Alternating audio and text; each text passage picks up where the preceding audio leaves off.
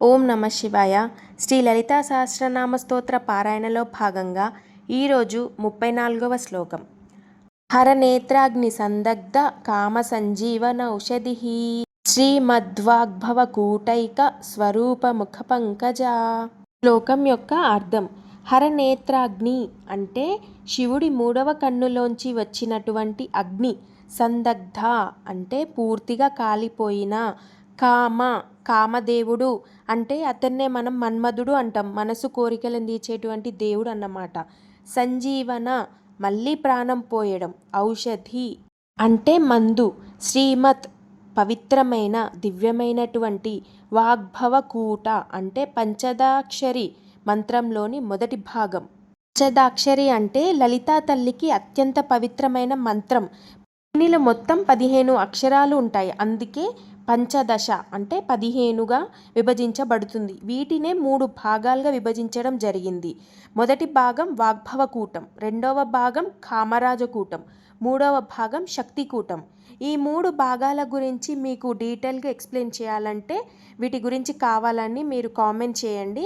నేను వాటి గురించి నెక్స్ట్ వీడియోలో మీ అందరికీ వివరిస్తాను. మన శ్లోకంలో వాగ్భవకూట గురించి వివరించడం జరిగింది. అందులో క, ఏ, ఈ, ల, హ్రీం ఇవి అన్నమాట. ఏక అంటే ఒకటే. స్వరూప ముఖ పంకజ అసలైనటువంటి రూపం.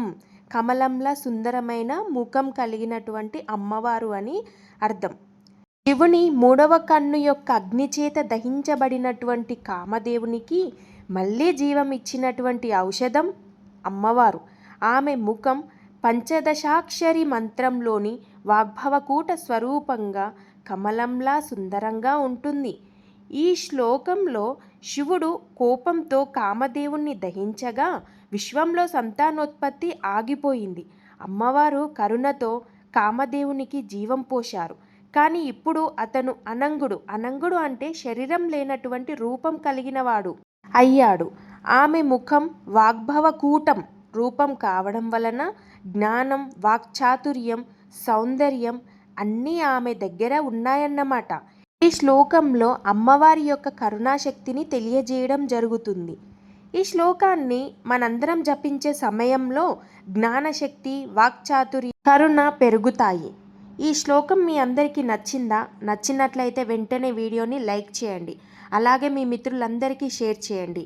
ఇలాంటి లలితా సహస్రనామ స్తోత్రంలోని ప్రతి శ్లోకం యొక్క అర్థాల కోసం నా యొక్క ఛానల్ని సబ్స్క్రైబ్ చేసుకోండి. ఓం శ్రీ మాత్రే నమః.